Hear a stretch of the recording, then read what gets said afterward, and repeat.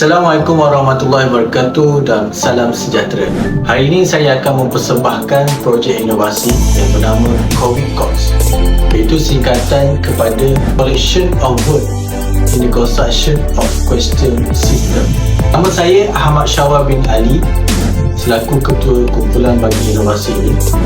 Ahli kumpulan saya Cik Hashimawati binti Abu Yamin. Kami dari Kolej Komuniti Segamat 2 Johor.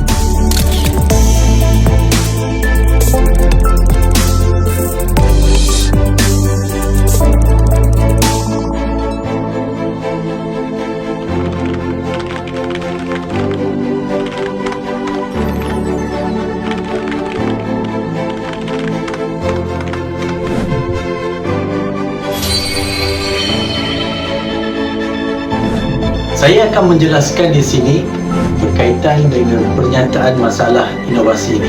Tercetus setelah melihat pensyarah di Kolej Komuniti Segamat 2, termasuk saya sendiri, kesukaran untuk mencari kata kerja dalam membina item-item soalan. Jadi, kesukaran itu menyebabkan kami sukar untuk mengetahui aras-aras dalam membina item soalan dengan tepat mengikut kurikulum yang ditetapkan. Seterusnya, kami akan jelaskan objektif kepada inovasi ini, iaitu inovasi ini dicipta menggunakan satu sistem yang memudahkan para pensyarah untuk mencari aras kata kerja dengan mudah dan tepat, yang mana mengandungi domain kognitif, psikomotor dan efektif. Berkenaan dengan keaslian inovasi ini, kami bangunkan sistem ini secara berkumpulan dan tidak ada lagi dibangunkan di tempat lain, dan kami menggunakan sistem ini secara dalaman di Kolej Komuniti Segamat 2. Dan untuk makluman, kami belum lagi mendaftarkan inovasi kami ke dalam MyIPO. Assalamualaikum. Seterusnya saya akan menerangkan berkenaan dengan methods ataupun kaedah pembangunan sistem COVIDCOTS. COVIDCOTS dibangunkan menggunakan server-side scripting language PHP dan juga pangkalan data MySQL. Hasil gabung jalin daripada kedua bahasa ini dan juga software yang digunakan dapatlah kita hasilkan COVIDCOTS. Baiklah, seterusnya adalah kaedah menggunakan COVIDCOTS.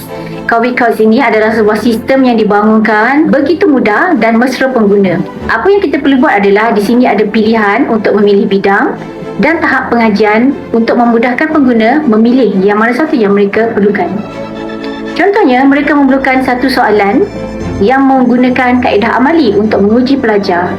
Jadi, pertama sekali, di sini ada dua tahap boleh menggunakan pilihan bidang pengajian. Contohnya, saya ambil kejuruteraan elektrik.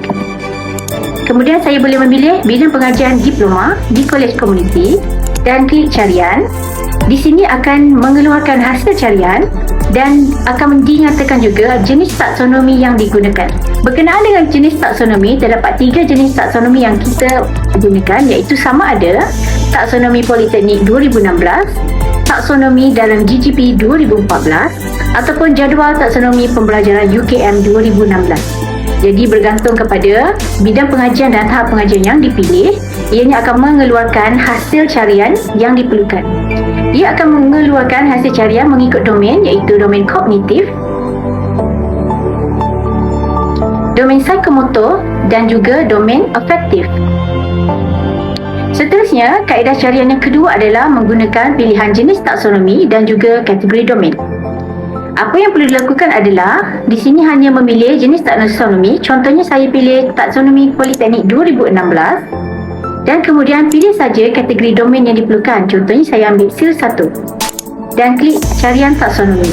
Di sini, pengguna mempunyai pilihan sama ada memilih untuk domain kognitif terdapat C1 iaitu kognitif, dan pengguna boleh memilih di mana yang mana satu adalah kata kerja yang sesuai untuk soalan yang ingin dibangunkan.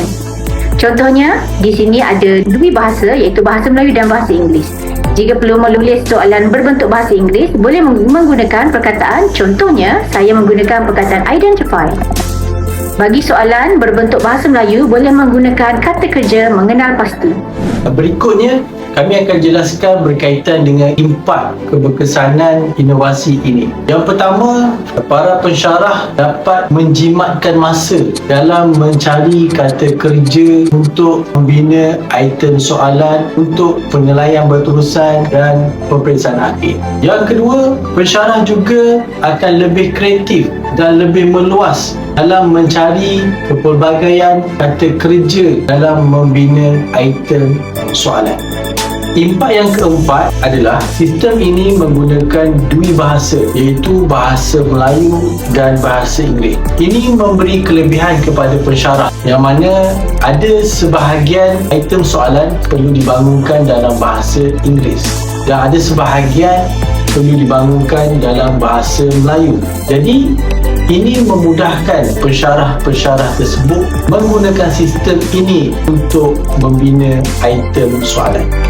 Kesimpulannya, diharapkan inovasi COVID Corp sistem ini dapat diperluaskan lagi penggunaannya kepada pensyarah-pensyarah di tempat lain dan diharapkan sistem ini dapat dipertingkatkan lagi cadangannya untuk ditambah baik untuk ditukarkan dalam bentuk apps. Harapannya, semoga inovasi ini memberi manfaat kepada semua pendidik-pendidik di Kolej Komuniti Selamat Dua Amnya dan seluruh Malaysia umumnya. Sekian, terima kasih.